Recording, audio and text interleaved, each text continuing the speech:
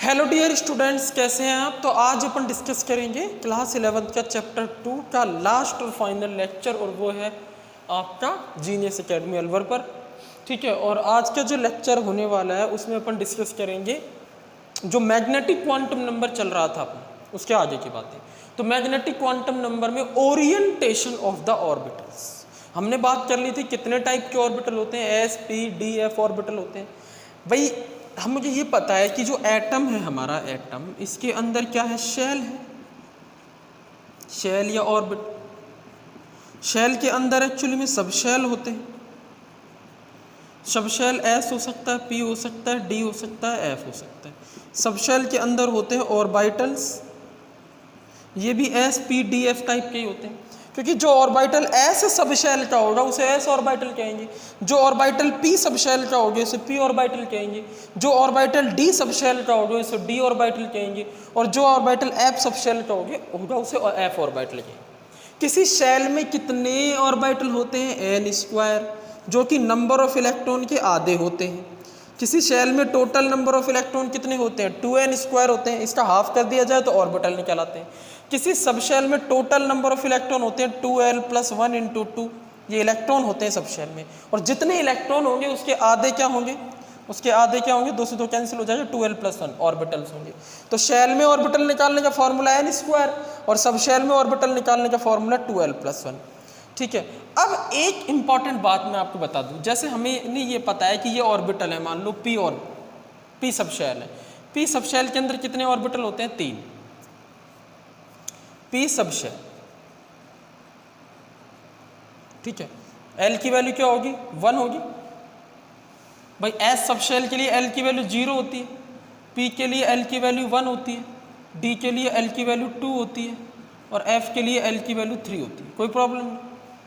P sub shell के लिए L की वैल्यू 1 होगी, तो ऑर्बिटल कितने होंगे, फॉर्मूला लगाओ, 2l + 2 2 कैंसिल, 2l + 1, तो कितने होंगे, 2l, एल की वैल्यू 1 है, +1, 3 ऑर्बिटल्स। तीनों की एनर्जी सेम होगी। देखो, ये पहला, ये दूसरा, ये तीसरा, 3 बॉक्स मैंने लिख दिए, 3 ऑर्बिटल है पी सब शेल के अंदर। क्लियर हो रहा है। अब एक बात बताओ, इन तीनों की एनर्जी सेम है, तीनों पी ऑर्बिटल्स की एनर्जी क्या है, सेम है। इन तीनों की एनर्जी सेम है, बट इन तीनों में डिफरेंस क्या है भाई। सिमिलैरिटी तो ये है कि ये तीनों पी ऑर्बिटल है, और एक सिमिलैरिटी और है कि ये इनका सब शेल तीनों का सेम है, P sub shell, P sub shell, P sub shell. तो इन तीनों में डिफरेंस क्या है, इन तीनों में अंतर क्या है, ओरिएंटेशन का। स्पेस में इनका झुकाव कहाँ है भाई। 3 एक्सिस है, X axis, Y axis, Z axis. तो ओरिएंटेशन क्या है इनका, क्लियर है ना। ओरिएंटेशन से हमें क्या पता चलेगा कि इस पी ऑर्बिटल की का जो झुकाव है स्पेस में वो इससे अलग है, इसका इससे अलग है। इन तीनों में अंतर है। जैसे हम कह रहे हैं कि किसी अलवर सिटी के अंदर में एक दोस्त का एड्रेस ढूंढना चाह रहे हैं। उसमें सबसे पहले कॉलोनी मिली हमें, कॉलोनी के अंदर उसका घर मिल गया, क्लियर। अब उस घर के अंदर कमरे हैं, ऑर्बिटल कमरों की तरह।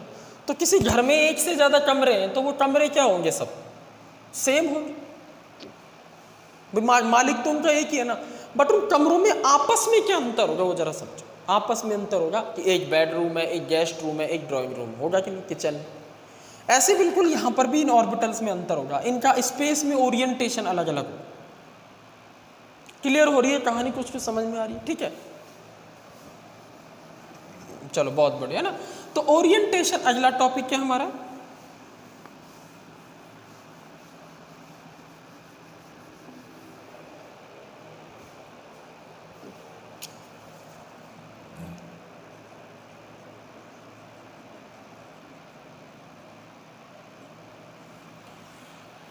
ओरिएंटेशन। तो देखो, ओरिएंटेशन जो होता है, ये होता है द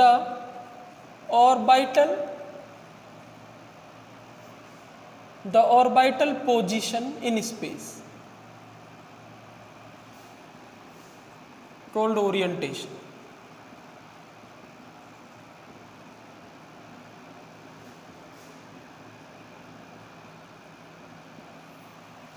ऑर्बिटल्स जो होते हैं उनकी स्पेस में पोजीशन जो होती है, कहाँ है वो, उसके ओरिएंटेशन बोला। जैसे मैं यहाँ खड़ा हूँ, क्लियर। अब थोड़ी देर बाद मैं यहाँ पे आ जाऊँ, फिर मैं थोड़ी देर बाद चेंज होकर यहाँ हो जाऊँ, तो स्पेस में मेरे ओरिएंटेशन अलग अलग होंगे कि नहीं होंगे। तो इलेक्ट्रॉन कई बार पहले पी ऑर्बिटल में होता है, फिर चेंज होकर दूसरे में, क्योंकि वेव नेचर होती है इलेक्ट्रॉन, अभी यहाँ अभी यहाँ अभी यहाँ, कुछ निश्चित नहीं है। अगर वेलोसिटी आप डिसाइड कर दोगे, फिक्स कर दोगे, तो उसकी क्या बोलते हैं पोजीशन में अनसर्टेनिटी आ जाती है। पोजीशन सर्टेन कर दोगे तो वेलोसिटी में अनसर्टेनिटी आ जाती है। हेइजेनबर्ग अनसर्टेनिटी प्रिंसिपल देखा था मैंने। तो वो सारी चीज़ें है ना। तो orbital position in space called orientation of orbit. Clear है। इसका एक फॉर्मूला होता है total orientations is -L to +L। ये फॉर्मूला पकड़ के रखना है, -L से लेके +L तक के ओरिएंटेशन होते हैं। ठीक है, कैसे लगाना है फॉर्मूला वो चेक कर लेते हैं। सबसे पहले है एस सब शेल,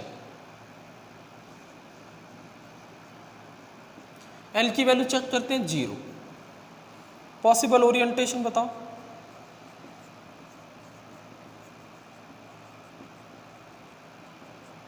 अब देखो एल की वैल्यू 0 है तो ओरिएंटेशन हो गया -0 से +0, -0 से लगा के +0। क्लियर है, +0। ठीक है, यानी 0 एक ओरिएंटेशन बनेगी। तो एस सब शेल में सिर्फ एक ही ओरिएंटेशन बनता है, मतलब एक ही ऑर्बिटल बनता है। एस सब शेल में एक ओरिएंटेशन बनता है, मतलब एक ही ऑर्बिटल बनता है। समझ गए।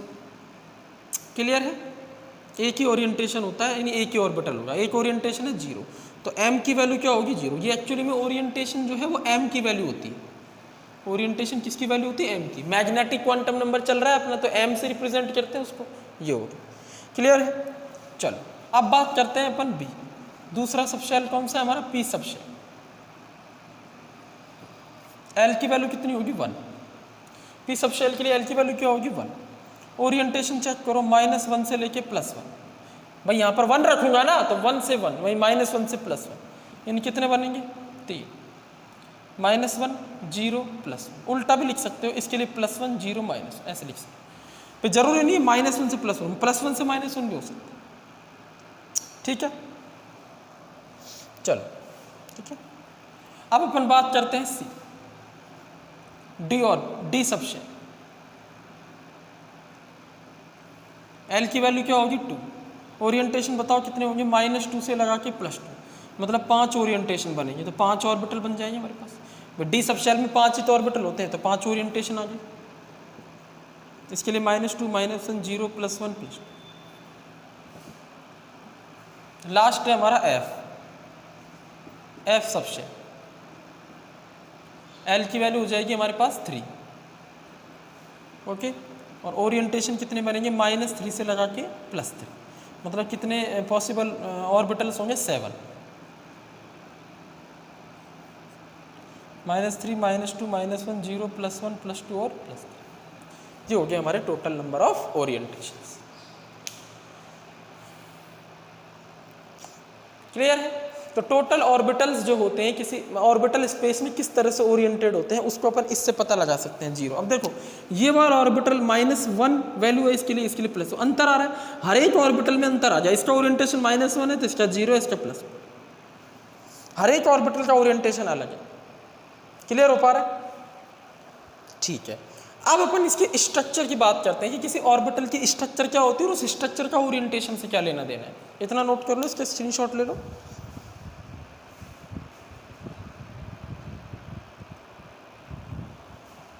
चलो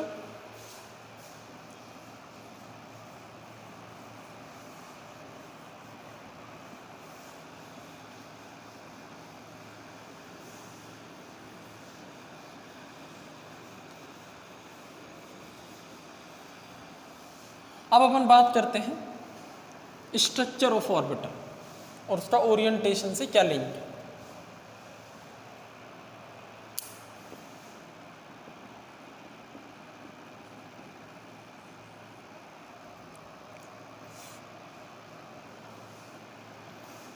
एस है तो 0 याद रखना है।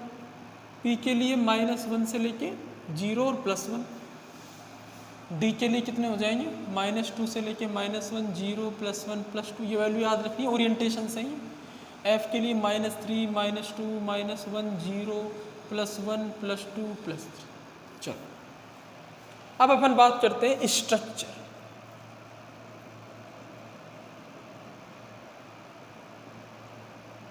स्ट्रक्चर से हमें स्पेस में ओरिएंटेशन समझ में आ जाए क्या है, ये तो वैल्यूज है। तो सबसे पहले बात करते हैं एस ऑर्बिटल की स्ट्रक्चर। तो आपको ध्यान रखना है एस ऑर्बिटल की स्ट्रक्चर कैसी होती है, एस ऑर्बिटल की स्ट्रक्चर कैसी होती है, स्फेरिकल।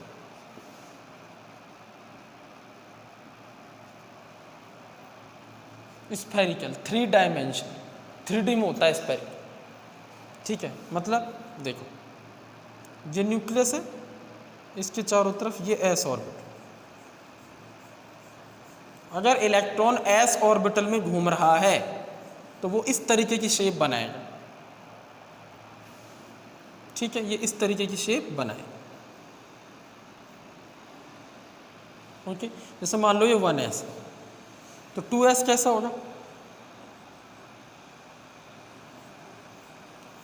ऐसा। बीच में थोड़ा सा देखो न्यूक्लियस और 1s के बीच में थोड़ा गैप होगा ना, न्यूक्लियस के बाद 1s है, उसके बाद 1s और 2s के बीच में थोड़ा सा गैप दिखाया मैंने, ठीक है, इस तरीके बड़ा हो। ये सिंपल अपन ऐसे बना सकते हैं,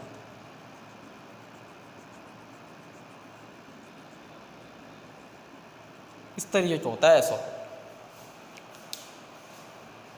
ठीक। और ये क्या चीज है, डॉट डॉट डॉट डॉट, ये इलेक्ट्रॉन की डेंसिटी, इलेक्ट्रॉन डेंसिटी मतलब इलेक्ट्रॉन घूम रहा है उसकी डेंसिटी, ठीक है। और ये बीच में न्यूक्लियस है, 1s ऑर्बिटल दिखाए पहले शेल का s ऑर्बिटल, ठीक है। अब देखो तीनों एक्सिस है, यहाँ पर एक्स एक्सिस है, ये वाई एक्सिस है और ये जेड एक्सिस। एक काम करते हैं, इसको x, इसको y और इसको z, continue x y z ऐसे दे देते हैं। तीनों एक्सिस होगी, x axis, y axis, z axis. देखो ऐसा ऑर्बिटल होता है जिसकी तीनों एक्सिस पर इलेक्ट्रॉन की प्रोबेबिलिटी बराबर होती है। Probability of finding electron at 3 axis is maximum. Probability of finding electron on 3 axis is same. जब इलेक्ट्रॉन s ऑर्बिटल में होता है तो उसके मिलने की प्रोबेबिलिटी हर तरफ समान होती है। x एक्सिस पर भी उतनी प्रोबेबिलिटी मिलने की जितनी y पर है और जितनी z पर है, चारों तरफ इसका डिस्ट्रीब्यूशन एक जैसा होता है। क्लियर हो रहा है?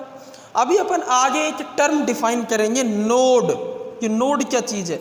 नोड एक ऐसी जगह है एटम के अंदर जहां इलेक्ट्रॉन के मिलने की जो प्रोबेबिलिटी होती है वो जीरो हो जाती है। नोड, नोड मतलब ऐसी जगह जहां इलेक्ट्रॉन के मिलने की प्रोबेबिलिटी जीरो हो जाती है। I again repeat, node atom में ऐसी जगह होती है। नोड, नो मीन्स इलेक्ट्रॉन नहीं है। नोड एटम में ऐसी जगह होती है, ऐसा स्पेस बनता है कि ऐसा स्पेस होता है एटम में जहां इलेक्ट्रॉन के पाए जाने की प्रोबेबिलिटी जीरो होती है, उसको बोलते हैं नोड। ये नोड दो तरीके की होती है, एक तो होती है रेडियल नोड और एक होती है एंगुलर नोड। एक तो रेडियल, एक एंगुलर। एंगुलर नोड जो होती है किसी ऑर्बिटल के अंदर मिलती है, किसी ऑर्बिटल के अंदर देखना पड़ता है और किसी ऑर्बिटल की स्ट्रक्चर में छिपी होती है। हमें किसी ऑर्बिटल की स्ट्रक्चर पता है तो हम एंगुलर नोड बता सकते हैं, ठीक है। तो एक बात ध्यान रखना, एस ऑर्बिटल की स्ट्रक्चर जरा ये है, स्पेरिकल है, तो एस ऑर्बिटल में एंगुलर नोड जीरो होंगी। मैंने अभी बोला है probability of finding electron on 3 axis is same. S orbital की तीनों एक्सिस पर मिलने की पॉसिबिलिटी सेम होती है। मतलब ऐसी कोई जगह नहीं है एस ऑर्बिटल के अंदर जहां इलेक्ट्रॉन नहीं हो। तो बताओ नोड कहां से बनेगी? अरे नोड तो ऐसी स्पेस है ना जहां इलेक्ट्रॉन नहीं हो, वो स्पेस जहां इलेक्ट्रॉन नहीं मिलता उसे नोड बोलते हैं अपन। कौन सी नोड बोलते हैं? एंगुलर नोड या रेडियल नोड? एंगुलर नोड वो होती है जो ऑर्बिटल के अंदर मिलती है, ठीक है। तो मैं यहां पर लिख सकता हूं angular node, very very important, node पढ़ाऊंगा जब काम आएगा। Angular node, angular node in S orbital zero. कोई एंगुलर नोड नहीं होती, absent. Angular node in S orbital absent. Why? Because इसकी इस एस ऑर्बिटल के अंदर इलेक्ट्रॉन हर तरफ पाया जा रहा है, ऐसी जगह ही नहीं बच रही ऑर्बिटल में जहां इलेक्ट्रॉन नहीं पाया जा रहा। अगर नहीं पाया जा रहा होता तो नोड बन जाती। तो कुछ कहानी क्लियर हुई होगी आई थिंक, ठीक है। तो इस तरीके की चीजें अपन को आनी चाहिए। क्लियर है? क्लियर है नहीं है बताओ? चलो अब अपन बात करते हैं नेक्स्ट पी ऑर्बिटल की। पी ऑर्बिटल, पी ऑर्बिटल की जो शेप होती है, स्ट्रक्चर या शेप कह दो, स्ट्रक्चर या शेप। देखो शेप क्या चीज़ है, शेप तो हो गया हमारा स्पेरिकल शेप, और साइज समझते हो, साइज मतलब जैसे 1s 2s 3s, तो ऊपर से नीचे जाएंगे तो शेप तो सेम ही रहेगी, शेप तो सेम रहेगी। अरे एस ऑर्बिटल चाहे पहले शेल का हो, चाहे दूसरे शेल का हो, चाहे तीसरे शेल का हो, स्पेरिकल ही रहेगा, लेकिन वो स्पेयर बड़ा छोटा हो सकता है। जैसे ये वाला और ये वाला, तो ये 1s है, तो ये 2s है, तो ये 3s है, ये वाला स्पेयर सबसे बड़ा है ना। तो शेप तो सेम है, स्पेरिकल स्पेरिकल, लेकिन साइज अलग अलग, ठीक है ना। शेप तो सेम है बट साइज क्या होगा, इंक्रीज हो जाएगा। साइज किस पर डिपेंड करता है, साइज डिपेंड करता है नंबर ऑफ शेल पे, नंबर ऑफ शेल है प्रिंसिपल क्वांटम नंबर n पे, ये n बड़ा होता जाएगा तो साइज भी ऑर्बिटल का बढ़ता जाएगा। I hope you getting my point. चलो पी ऑर्बिटल, पी ऑर्बिटल की शेप कैसी होती है, डम्बेल,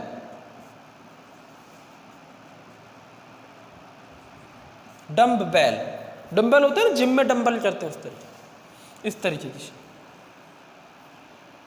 ये न्यूक्लियस है, इस न्यूक्लियस के चारों तरफ ऐसे इलेक्ट्रॉन घूमता है, एक बार इसमें एक बार इसमें। ये क्या चीज़ है, इसे बोलते हैं अपन लोब, लोब LOBE। और एक पी ऑर्बिटल में कितनी लोब होती है, 2 लोब। लोब कितनी है, 2।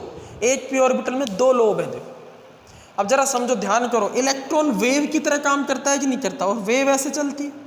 तो जरा मैं समझाता हूँ, जब इलेक्ट्रॉन, समझना, जब इलेक्ट्रॉन, मेरी बात ध्यान से सुनना, जब इलेक्ट्रॉन इस वाले पी ऑर्बिटल में होता है तो वो 2 लोब में चलता है। कैसे, पहले इस लोब में आता है, इसको ऐसे बना लो और अच्छे समझ में आएगा, ऐसे ये न्यूक्लियस है, ठीक है, ऊपर वाले लोब में आएगा, फिर नीचे वाले लोब में आएगा। तो जब इलेक्ट्रॉन ऊपर वाले लोब में आएगा तो क्या बनाएगा, क्रस्ट। आ रहा है, एक वेव में एक क्रस्ट होता है, एक ट्रफ होता है, ठीक है। तो क्रस्ट कब बनेगा, जब ऊपर वाले लोब में हो, ठीक है। और जब इलेक्ट्रॉन नीचे वाले लोब में आएगा, वेव ही तो वेव ऐसे चलेगी, ऊपर नीचे, इसमें आ जाए तो ट्रफ बनाएगा, नीचे के वाले को बोलते हैं ट्रफ, और एक साइकिल कंप्लीट हो जाए। यानी पी ऑर्बिटल में इलेक्ट्रॉन एक साइकिल कंप्लीट कर लेता है इसमें। कुछ समझ में आ रहा है अच्छे से, ठीक है। तो ऐसे चलता है इलेक्ट्रॉन, तो डम्बेल शेप का होता है। अच्छा, अब इंपॉर्टेंट बात ये है कि ये 3 होते हैं ऐसे, कैसे पता चला हमें, ओरिएंटेशन हमने निकाला, m = आया -1 से लेके और +1 तक, मतलब कितने पी ऑर्बिटल होते हैं, 3। कितने होते हैं, 3। कौन कौन से, जरा समझ लो।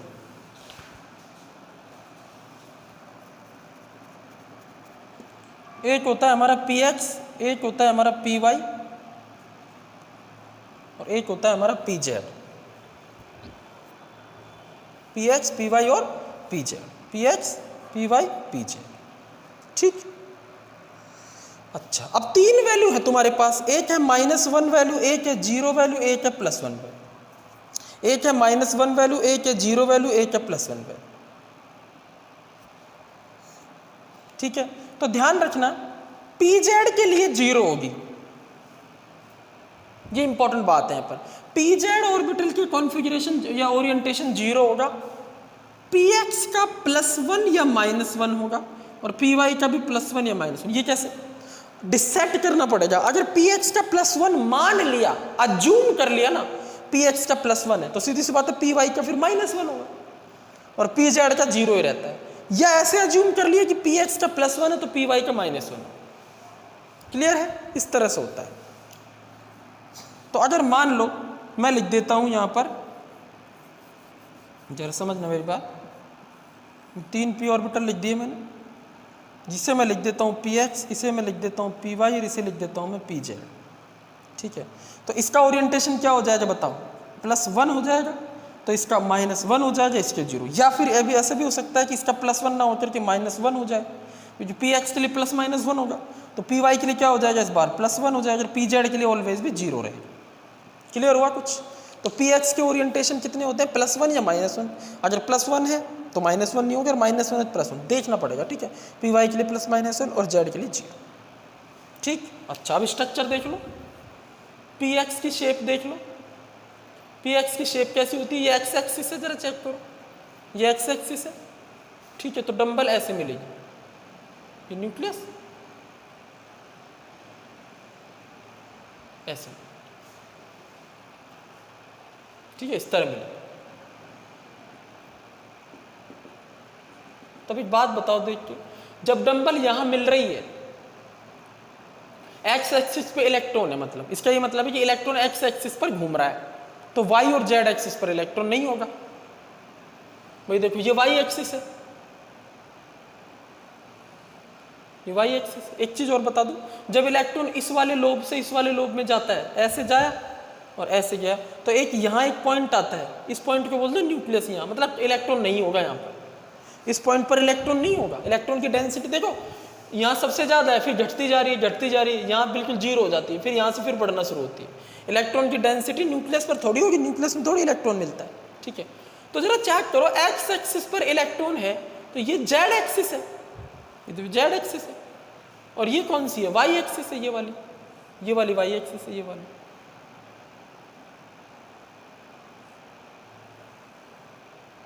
तो यहां पर एक प्लेन बन रहा है, जरा चेक करो, एक प्लेन है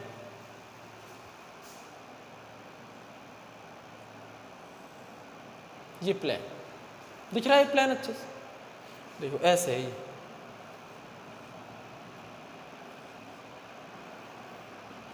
ये प्लेन है बीच, समझ गए।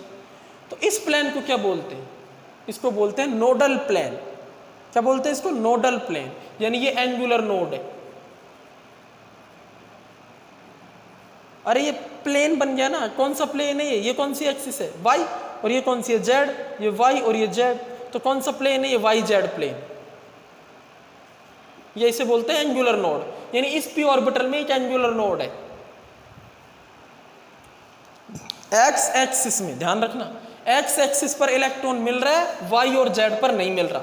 तो जहां नहीं मिल रहा वहां क्या बनती है, नोड। अभी बताया था, ऑर्बिटल वाली नोड को एंगुलर नोड कह रहे हैं। तो एंगुलर नोड कितनी होंगी पी ऑर्बिटल में, एक, यानी पी एक्स ऑर्बिटल में एक एंगुलर नोड। अच्छा, तो यानी एंगुलर नोड यहां पर प्रेजेंट है। एंगुलर नोड क्या चीज है, यहां पर वाई जेड प्लेन।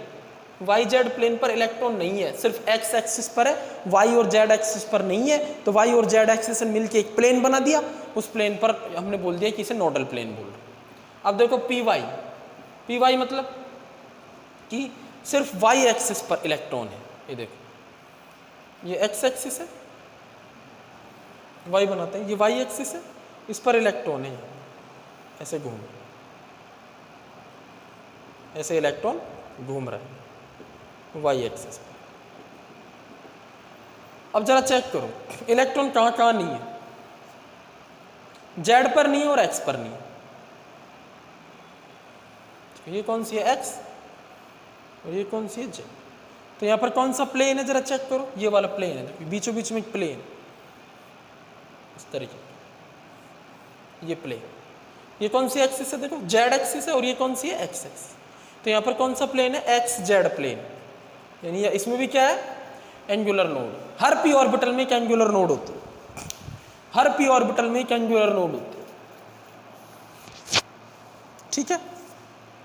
देखो ये ऐसे है, डंबल इस तरीके से है, आप इधर निकले, जेड एक्सिस ऐसे होती है, सॉरी वाई एक्सिस यूं है, देखो आपकी तरफ यूं, आपकी और मेरी तरफ ऐसे दीवार से निकली हुई है बाहर, ठीक है। तो ऐसे 8 की स्ट्रक्चर ऐसे बना लो, बीच में कट कर दो उसको, बीच में से एक्स वाई प्लेन डाल के, एक्स वाई प्लेन डाल के ऐसे कट कर दो इसको बीच में, x Y plane.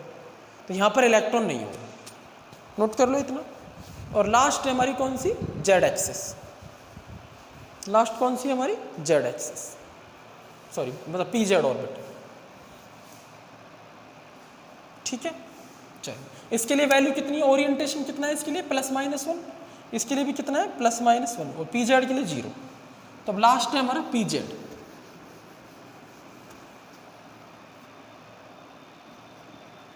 P Z orbit, इसे कैसे बनाएंगे, देखो जेड एक्सिस हमने यहाँ लगा दी, और ये रहा हमारा 8 जैसी स्ट्रक्चर बनानी है, डंबल बन जाएगा इस तरह से, इलेक्ट्रॉन यहाँ मिल रहा है जेड एक्सिस पे। तो इलेक्ट्रॉन कहाँ कहाँ नहीं मिल रहा, देखो इस यहाँ नहीं मिल रहा और यहाँ नहीं। तो थोड़ा सा विजुअलाइज करना थोड़ा सा मुश्किल हो जाता है कि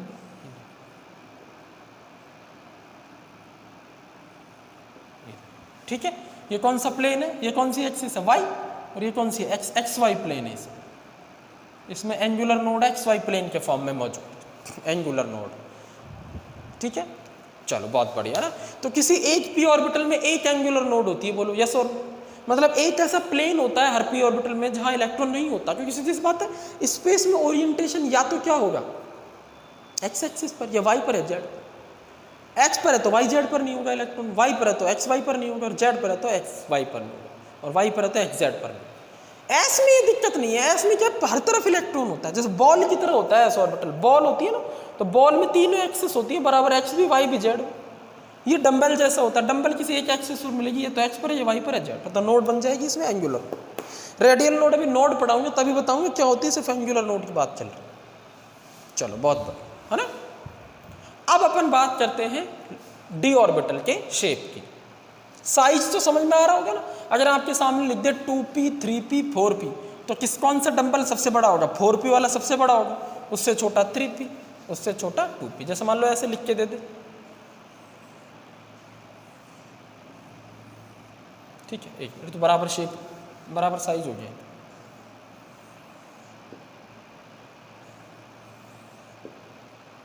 थोड़ा सा और बढ़ ऐसा, ठीक। तो देखो ये है मान लो 2p जेड, जेड एक्सिस, ये हो जाएगा 3p जेड, और ये हो जाएगा 4p जेड।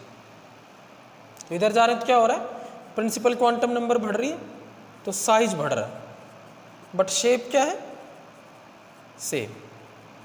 शेप तो डंबल डंबल डंबल ही है तीनों की, लेकिन साइज बढ़ रहा है, साइज कंटिन्यू बढ़ता है। तो साइज किस पर डिपेंड कर रहा है, एन की वैल्यू पर, प्रिंसिपल क्वांटम। चलो नोट कर लो इसको भी।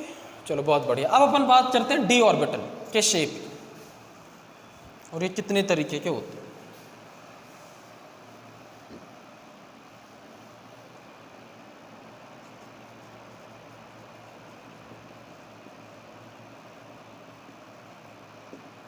Shape of D orbital,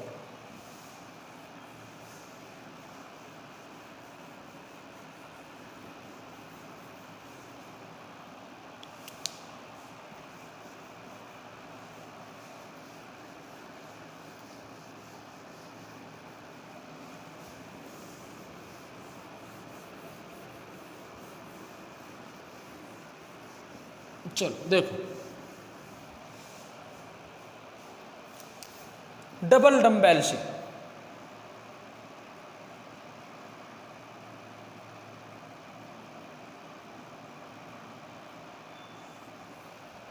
shape क्या होती है डी ऑर्बिटल की, डबल डंबेल शेप, ठीक है। मतलब इस तरीके से एक डंबल और ये दूसरा, दो डंबेल होते हैं। एक ही डी ऑर्बिटल में कितने डंबेल्स होते हैं, दो डंबेल्स, तो डबल डंबेल शेप होती है। सिर्फ एक डी ऑर्बिटल को छोड़ दो, उसकी पी ऑर्बिटल की तरह मोनो डंबेल शेप ही होती है, ठीक है। बताऊंगा वो उसमें क्या होता है, ऐसा होती है तो उसमें भी दो डंबेल है, लेकिन एक डंबेल ही दिखती है हमें, एक दिखती नहीं है, ठीक है। बाद में बात करेंगे उसके बारे में। चलो, तो एक्चुअली में होता क्या है, ये जो डबल डंबेल शेप के ऑर्बिटल होते हैं डी ऑर्बिटल, ठीक है, इनके लिए ओरिएंटेशन कितने होते हैं, -2 से +2 तक होते हैं। ये 5 बॉक्स हो गए हमारे, -2 -1 0 +1, ठीक है। अब अपन को देखना है कि कितने होते हैं, देखो जरा चेक करते हैं। एक्चुअली में होता क्या है, ये 5 डी ऑर्बिटल है हमारे पास, इनकी 2 कैटेगरी होती है, आपको ध्यान रखना है। एक को बोलते हैं T2G और एक को बोलते हैं EG। T2G सेट, 2 सेट बनते हैं, 5 डी ऑर्बिटल होते हैं, इनके भी 2 सेट बनते हैं। पी ऑर्बिटल तो 3 होते हैं, एक ही सेट होता है उसके तो पूरा पूरा, लेकिन डी ऑर्बिटल 5 होते हैं, इनके 2 सेट होते हैं, एक तो T2G सेट और एक होता है EG सेट। T2G सेट में आते हैं 3 ऑर्बिटल, 3 और 5 में से 3 ऑर्बिटल आते हैं T2G सेट, और EG सेट में कितने आएंगे, सीधी सी बात है 2 ही बच गए, 2 ऑर्बिटल। एक तो ये बात ध्यान रखनी। एक T2G सेट में आपको क्या ध्यान रखना है, मेन बात, double dumbbell lies between axis,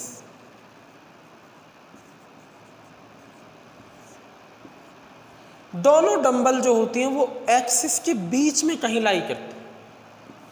ये एक्सिस है, ये एक्सिस है, तो डंबल ऊपर नहीं होंगे, एक्सिस के बीच में होंगी। ऐसे डंबल क्या होंगी, एक्सिस के बीच में होंगी। चाहो तो तीनों बना सकते हो एक्सिस। यहाँ तो ये ध्यान रखना है। ईजी सेट में क्या ध्यान रखना है, एक्सिस के ऊपर होती है, dumbbells present on the axis.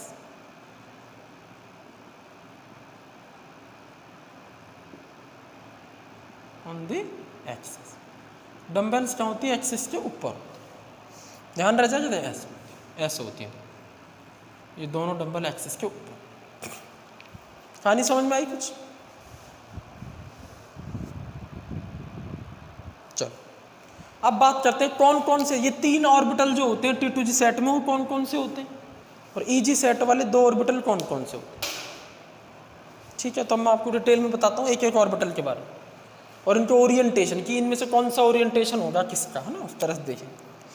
तो 3 ऑर्बिटल है हमारे पास। पहला है DXY, ये नीचे लिखना है XY, DXY ऑर्बिटल। ऐसे देखो, एक्स और वाई एक्सिस, इन दोनों के बीच में डंबल होंगी। Dumbbell, double dumbbell lies between, यानी एक्सिस के बीच में दोनों डंबल होती है। पहला है DXY ऑर्बिटल, मतलब डंबल क्या होंगी, ये एक्स एक्सिस है, ये वाई एक्सिस है, तो डंबल क्या होंगी, एक्स और वाई के बीच में, ऐसे। क्लियर? डेंसिटी को आप दिखा सकते हो अंदर ऐसे डॉट डॉट डॉट डॉट करके। ठीक है, सेकंड हो जाएगा हमारा B, DYZ ऑर्बिटल। ठीक है, DYZ में क्या होगा, DYZ में जरा चेक करते हैं, वाई एक्सिस दिखाओ। एक मिनट, अपन ने जो फिक्स की थी ना उससे अपन भटक गए। एक मिनट, DXY ये नहीं होगा, अपन ने जो फिक्स की थी उसी पे कायम रहेंगे। ये अपन ने Z फिक्स की थी, ये X और ये Y है ना। चलो, तो DXY मतलब ये हो जाएगी Y, और ये कोई बात नहीं हो, तो अपन ने जो फिक्स की थी वैसे बना लेते हैं अपन ऐसे। ठीक है, ये DXY है। DYZ कौन सा होगा, ये Z अपन ने मानी है और ये Y, तो ये हो जाएगा हमारा DYZ। और लास्ट हो जाएगा हमारा DZX ऑर्बिटल। ZX कौन सा होगा, देखो ये Z, ये Z और ये X, ये हो जाएगा DZ। एकदम क्लियर है या नहीं, ये बताओ। 2 डंबल है, D ऑर्बिटल, दोनों डंबल एक्सिस के बीच में है, T2G सेट है। T2G में भी कौन सा है, X और Y एक्सिस के बीच में, तो DXY है। Y और Z के बीच में, तो Y और Z के बीच में है तो DYZ है, और Z और X के बीच में है तो DZX।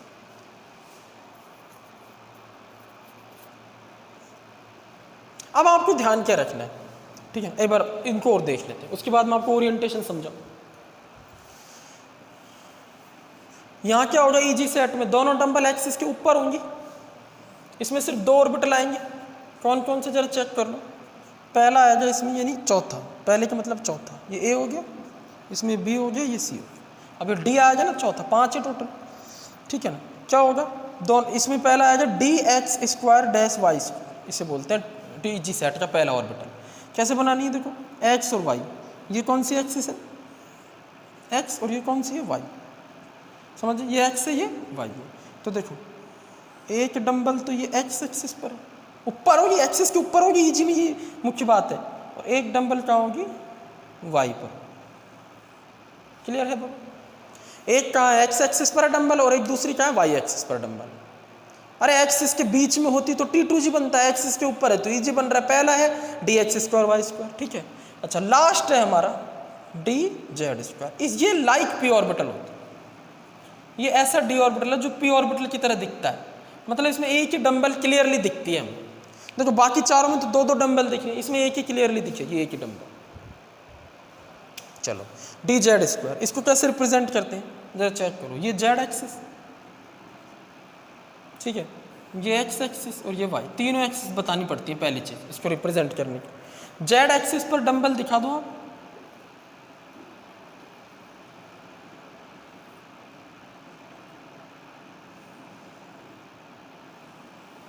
Z एक्सिस पर एक डंबल होती है इसमें, क्लियर है।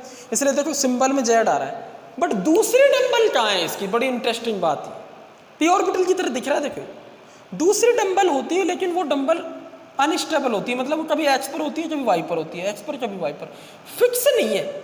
जैसे यहाँ पर एक्स और वाई पर फिक्स होगी, यहाँ पर एक डंबल तो फिक्स हो गई जेड पर, लेकिन दूसरी फिक्स नहीं है, वो कभी एक्स पर आती है कभी वाई पर आती है, चेंज अल्टरनेटली चेंज करती है।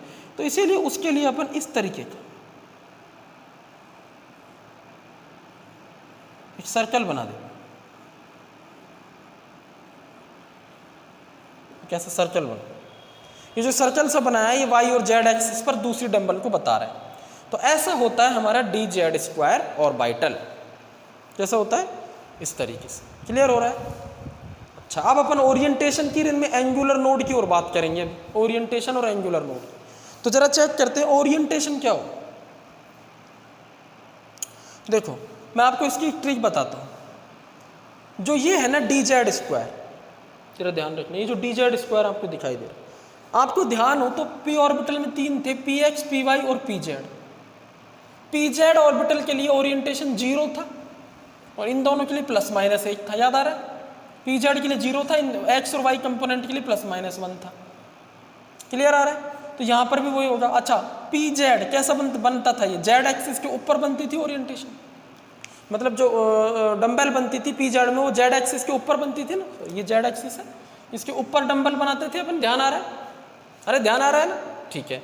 तो यहाँ पर वो ढूंढो, वो वाला ऑर्बिटल ढूंढो, जेड वाला ढूंढो, ये रहा डी जेड स्क्वायर, और जिसकी डंबल ऊपर है एक्सिस के, तो ई जी में डी जेड स्क्वायर, इसके लिए 0 आएगी। इसका ओरिएंटेशन क्या होता है 0, ध्यान रखना, फिक्स है इसका ओरिएंटेशन 0, पॉसिबल यही है इसका। डी जेड स्क्वायर की वैल्यू इसके लिए 0, मतलब m की वैल्यू 0 होती है, ओरिएंटेशन 0 होता है इसका, मतलब ये वाला ओरिएंटेशन, ये जो डब्बा है, ये वाला डब्बा, ये कौन सा डी जेड स्क्वायर वाला डब्बा है, ध्यान रहेगा, ठीक है।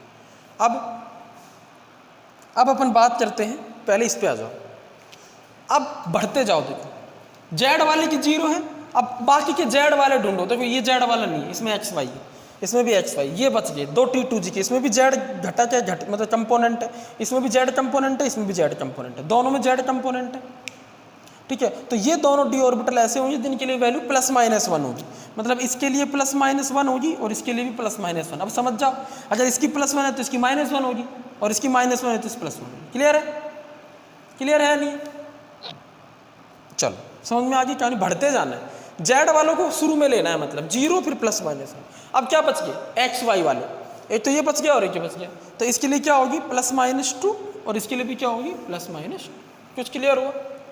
तो ये ओरिएंटेशन होते हैं डी ऑर्बिटल के, बहुत इंपॉर्टेंट है, किसी भी बुक में नहीं मिलेंगे आपको ये ओरिएंटेशन, मैं आपको बता रहा हूँ अभी, वेरी वेरी इंपॉर्टेंट ओरिएंटेशन बताएंगे आपको, बहुत इंपॉर्टेंट। ये कंपटीशन में आ जाता है कई बार हाई लेवल, बच्चों को देखते निरट्टे के चले जाते हैं, बस पॉसिबल ओरिएंटेशन लिखाते हैं, लेकिन ऐसा होता नहीं। क्लियर है, चलो तो ये हो गए हमारे कितने ऑर्बिटल 5। अच्छा, अब अपन बात कर लेते हैं इसमें एंगुलर नोड है या नहीं, डी ऑर्बिटल में एंगुलर नोड है या नहीं। तो देखो डी ऑर्बिटल में एंगुलर नोड की अगर अपन बात करते हैं, डी ऑर्बिटल में एंगुलर नोड की, तो कितनी एंगुलर नोड होती है, 2 एंगुलर नोड होती है डी ऑर्बिटल, एक डी ऑर्बिटल में 2 एंगुलर नोड होती है, एक डी ऑर्बिटल में कितनी एंगुलर नोड होती है, 2 एंगुलर नोड, ठीक है। और इसको समझने के लिए हम ये वाला एग्जांपल ले सकते हैं, T2G का कोई सा भी एग्जांपल ले सकते हैं। कैसे, देखो जरा चेक करो, ये वाला एग्जांपल लो एक्स वाई, देखो यहाँ इलेक्ट्रॉन एक्स एक्सिस पर और वाई एक्सिस पर है, लेकिन 2 ऐसे प्लेन बन रहे हैं जहाँ इलेक्ट्रॉन नहीं है एक्चुअली। देखो एक तो यहाँ एक प्लेन बन रहा है, एक प्लेन तो यहाँ बन रहा है, और एक प्लेन देखो बच्चों यहाँ बन रहा है, यहाँ। तो सीधी सी बात है, इसकी ट्रिक बताता हूँ। एक डंबल के साथ एक प्लेन जुड़ा होता है, पी ऑर्बिटल में एक डंबल थी तो एक प्लेन पर इलेक्ट्रॉन नहीं था, अब यहाँ 2 डंबल है तो हर एक प्लेन के साथ एक प्लेन जुड़ जाता है, ऐसा जहाँ इलेक्ट्रॉन नहीं मिलता। तो यहाँ पर 2 डंबल है तो 2 प्लेन होंगे हर डी ऑर्बिटल में जहाँ इलेक्ट्रॉन नहीं होंगे, तो एंगुलर नोड कितनी होंगी यहाँ पर 2। और ऐसी एफ ऑर्बिटल होता है, एफ ऑर्बिटल की शेप हमारे सिलेबस में नहीं है, it is very very complicated shape. F orbital की शेप कॉम्प्लिकेटेड होती है, हमारे सिलेबस में नहीं है। 7 एफ ऑर्बिटल होते हैं, बट वहाँ भी एंगुलर नोड की बात करें तो 3 होती है। तो एंगुलर नोड का एक फॉर्मूला होता है, एंगुलर नोड मतलब एल की वैल्यू अगर 0 है तो मतलब एस ऑर्बिटल में 0 होती है एंगुलर नोड, ठीक है ना, पी में 1 होती है, डी में 2 होती है, एफ में 3, क्लियर हुआ। तो एल की वैल्यू एंगुलर नोड की नंबर होती है, number of angular node is the value of L. चलो बहुत बढ़िया ना। अब अपन बात कर लेते हैं नोड को अच्छे से कर लेते हैं। नोड से पहले लास्ट क्वांटम नंबर हो रहा है उसको देख लेते हैं, स्पिन क्वांटम नंबर, फिर नोड क्लियर कर लेंगे, फिर 3 रूल हैं उनको पढ़ेंगे, बस फिर ये चैप्टर हो जाएगा आपका फिनिश।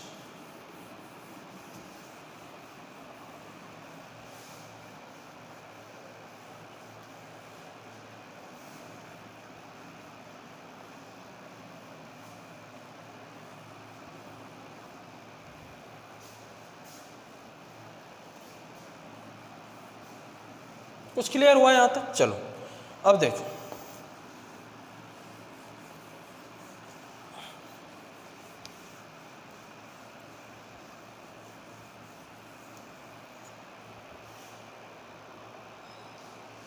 एक बार मैं इंक डाल लेता हूँ।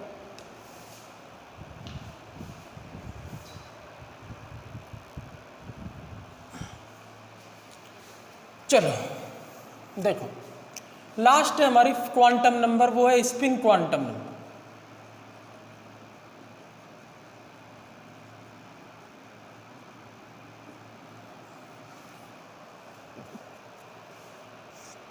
ये क्या बताती है? Each orbital which present in subshell, समझिए एक सबशेल में ऑर्बिटल मिलता है, each orbital which present in subshell contain maximum 2 electrons.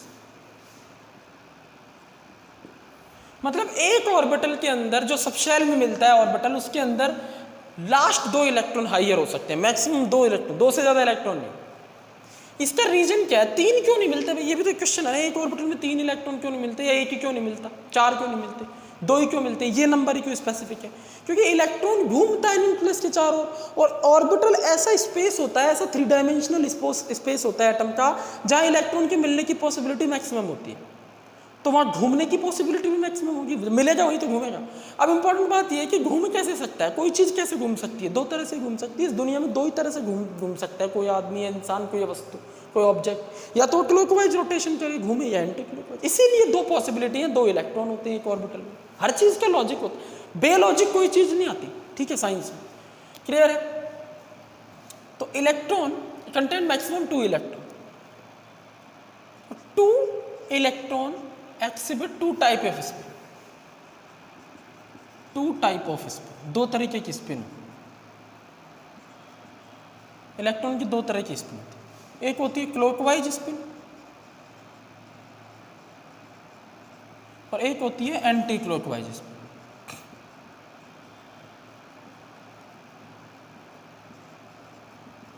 एक होती है क्लॉकवाइज स्पिन, एक होती है anti clockwise spin. Clockwise spin क्या होती है, ये जरा चेक करो, ये न्यूक्लियस इसके चारों तरफ इलेक्ट्रॉन घूम रहा है, तो क्लॉकवाइज मतलब इस तरह से घूमेगा, ऐसे, ये डायरेक्शन क्लॉकवाइज, ठीक है। और एंटी क्लॉकवाइज स्पिन ऐसे होती है, इस तरह घूमी जा रही, घड़ी की सुई जैसे घूमती है वैसे नहीं, उसका उल्टा, ठीक। चलो अगली बात, हमें कैसे पता चलेगा इलेक्ट्रॉन ऐसे घूम रहा है? आपको एस की वैल्यू मिलेगी +1/2।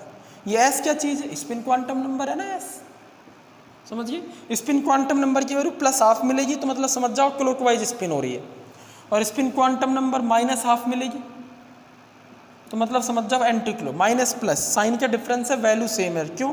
क्योंकि जितना वर्क यहाँ घूमने से हो रहा है उतना ही यहाँ हो रहा होगा, तो वैल्यू तो सेम ही बनेगी, साइन अपोजिट हो जाएगा, साइन चेंज हो जाएगा अपोजिट, ठीक।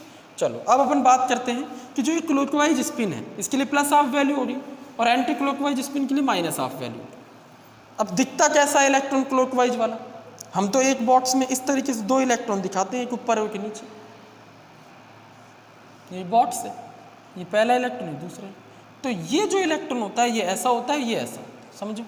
मतलब जो इलेक्ट्रॉन किसी डब्बे में इस तरीके से ऊपर की तरफ, उसकी स्पिन होती है क्लॉकवाइज, और जो इस डब्बा मतलब बॉक्स, इस बॉक्स में देखो किसी ऑर्बिटल को दिखाने के 2 तरीके होते हैं, एक तो उसको एग्जैक्ट दिखाओ, सब p ऑर्बिटल है तो डम्बेल बना के दिखाओ, और एक बॉक्स बना दो सिंपल। तो बॉक्स अपन ज़्यादातर बनाते हैं, ठीक है, ऑर्बिटल को बॉक्स से रिप्रेजेंट करते हैं। तो ऐसे दिख रहा है, तो क्लॉकवाइज, और ऐसे दिख रहा है नीचे की तरफ तो एंटी क्लॉकवाइज। इसको बोलते हैं अपवर्ड डायरेक्शन। इलेक्ट्रॉन की कौन सी डायरेक्शन है ये? अपवर्ड डायरेक्शन, ठीक है। और ये कौन सी डायरेक्शन है इलेक्ट्रॉन की? Downward direction.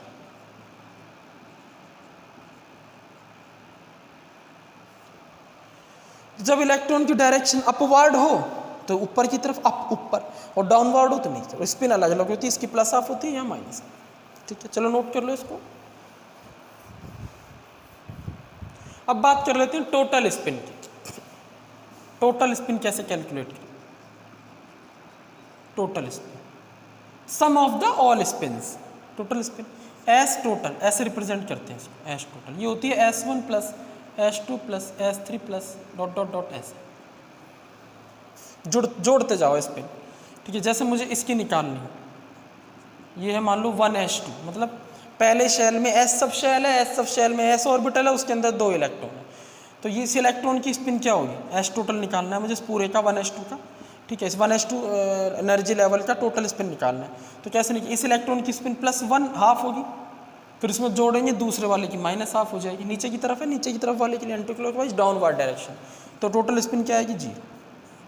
तो हमेशा ध्यान रखना, जब भी 2 इलेक्ट्रॉन जोड़े में होते हैं साथ में, एक डब्बे में यानी एक बॉक्स में, एक ऑर्बिटल में 2 इलेक्ट्रॉन साथ होते हैं, तो उनकी स्पिन हमेशा 0 आती है। इन्हें बोलते हैं paired electron. Paired electron give ST = 0। Paired electron हमेशा, इलेक्ट्रॉन जो होते हैं वो टोटल स्पिन 0 देते हैं। लॉजिक लगाओ, देखो एक इलेक्ट्रॉन क्लॉकवाइज घूम रहा है तो उसकी स्पिन +हाफ है, दूसरे की एंटी क्लॉकवाइज -हाफ, तो कैंसिल होकर 0 ही तो रहेगी टोटल स्पिन। एक बॉक्स में अगर दोनों टाइप के ऑर्बिटल घूम रहे हैं, जो कि होता ही है, दोनों टाइप के ऑर्बिटल होते हैं एक बॉक्स के अंदर, एक ऑर्बिटल के अंदर, तो टोटल स्पिन उनकी 0 हो जाती है। जो इंडिविजुअल स्पिन तो इसकी भी है, लेकिन टोटल 0। क्लियर हो रहा है? ठीक है। अच्छा, अगर हम इसके लिए निकालें 1 2 3, टोटल स्पिन बताओ। P3 सिस्टम है ये, P3, टोटल स्पिन बताओ इसकी। इसकी कितनी है? हाफ, इसकी भी हाफ, इसकी भी हाफ, सबकी हाफ हाफ हाफ, तो कितनी हो जाएगी? 3/2। इस तरह अपन टोटल स्पिन कैलकुलेट कर सकते। अच्छा, P4 की क्या होगी? P4 की क्या होगी? इलेक्ट्रॉन पेयर होना स्टार्ट हो जाएगा, तो इसकी 0 हो जाएगी, अभी बताया था मैंने दोनों की।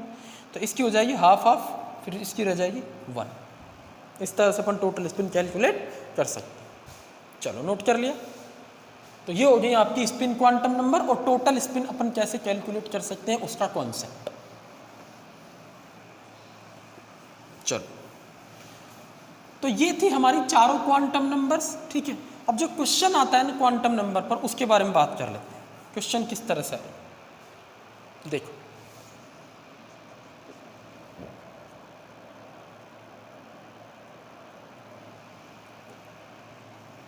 विच नॉट पॉसिबल, सेट दिया हुआ है, तो आपको ढूंढना है कौन सा पॉसिबल नहीं है। n की वैल्यू 3 है, l की वैल्यू 2 है, m की वैल्यू -2 है, और s की वैल्यू +हाफ। n की वैल्यू 4 है, l की वैल्यू 3 है, m की वैल्यू +3 है, s की वैल्यू -हाफ। n की वैल्यू 1 है, l की वैल्यू 2 है, m की वैल्यू +2 है, s की वैल्यू +हाफ। और लास्ट n की वैल्यू 2 है, l की वैल्यू 1 है, m की वैल्यू +1 है, s की वैल्यू -हाफ। तो देखो, जब n की वैल्यू 3 होती है, तीसरा शेल होता है, उसके अंदर l की वैल्यू 2 होती है, तो p और p सब शेल होता है, ये सब शेल को बता रहा है। और उसके अंदर m की वैल्यू -2 होती है, याद करो, m की वैल्यू -2 होती है, तब ऑर्बिटल कौन सा होता है? d में -2, तो +-2 वाला ऑर्बिटल बताओ कौन सा होता है? या तो dx2y2 या dxy, समझ रहे हो ना, y वाले +-2 बताया था ना। तो यहाँ पर कोई d ऑर्बिटल भी है। एक सेकंड, l की वैल्यू 2 है तो sorry d orbital, d sub shell है, p नहीं है ना। और d में या तो dx2y2 होगा या dxy होगा, इन दोनों में से कोई एक आंसर होगा। भाई d सब शेल है, उसके अंदर एक और 5 ऑर्बिटल होते हैं, भी बताया था, 3 t2g 2 eg, तो इसके अंदर कौन सा हो जाए? तो dx2y2 या dxy, स्पेसिफिक हो गया। और s की वैल्यू +हाफ है, मतलब एक बॉक्स में 2 इलेक्ट्रॉन होते हैं, इस 2 ऑर्बिटल में इलेक्ट्रॉन ऊपर की तरफ है, +हाफ, ठीक है। तो पॉसिबल है, 3D तो होता है, पॉसिबल से। तो ये गलत नहीं है ना। n की वैल्यू 4 है, l की वैल्यू 3 है, 4f। m की वैल्यू, जब l की वैल्यू 3 होती है तो ये चेक कर लो m की वैल्यू होती है कि +3 होती है, -3 से +3, तो ये भी पॉसिबल है। और s की वैल्यू -1/2 हो ही सकती है, तो ये भी पॉसिबल है। ठीक है, n की वैल्यू 1 है, l की वैल्यू 2 है, मतलब p, तो 1p तो होता ही नहीं। 1 में तो सिर्फ s ही पॉसिबल है, पहले शैल में तो s सब शैल होता है, p थोड़ी होगा, तो ये गलत हो जाएगा। और ये भी सही है, n की वैल्यू 2, p सही है। ठीक है, तो ये तीसरा गलत हो जाएगा। इस तरीके के क्वेश्चन आते हैं।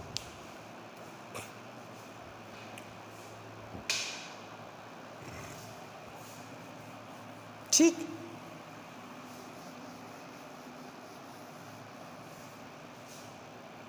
ऐसे आ सकता है question, find 4 quantum numbers, 4 quantum numbers का पता लगाओ p3 सिस्टम के। p3, last electron enter, hint दे रखी है in, last electron enters in pz orbital. Last electron किस में एंटर करता है? pz orbital. तो ये लास्ट इलेक्ट्रॉन की 4 क्वांटम नंबर बतानी है। p3 मतलब थर्ड वाले की, लास्ट वाले की बतानी। तो हम बनाएंगे p, ठीक है, और इसको pxy, इसको py और इसको pz लिख देते हैं। इसके लिए -1, इसके लिए +1, इस +-1 हो सकती है दोनों के लिए, pz के लिए होती है 0, m की वैल्यू। तो बताओ जरा इलेक्ट्रॉन कैसे आ रहा है, 3 इलेक्ट्रॉन है, इस तरह से पहले एक एक करके देंगे इलेक्ट्रॉन। ठीक है, n की वैल्यू बताओ क्या होगी, n की वैल्यू हो जाएगी हमारे पास 3p3 है, n की value 3, principal quantum number, l की वैल्यू 1 हो जाएगी सब शेल, और m की वैल्यू pz में जा रहा है तो 0 हो जाएगी फिक्स है, और s की वैल्यू क्या हो जाएगी, ऊपर की तरफ है तो +1/2। चारों क्वांटम नंबर आपने बता दिए। ठीक, तो इस तरीके के क्वेश्चंस बनते हैं। तो ये था आज का वीडियो लेक्चर। और अभी आज के वीडियो लेक्चर में मतलब कंप्लीट नहीं हुआ है, अपन ने बताया तो हो जाएगा, बट नहीं हो पाया क्योंकि अभी इसमें और भी टॉपिक हैं। जैसे इलेक्ट्रॉन अरेंजमेंट का एक लास्ट टॉपिक बच रहा है, तो उसको अपन नेक्स्ट वीडियो लेक्चर में अच्छे से क्लियर करेंगे। ठीक है, उसके बाद इस चैप्टर को क्लोज करेंगे और आपको इसकी शीट प्रोवाइड करेंगे। Thank you very much. ठीक है।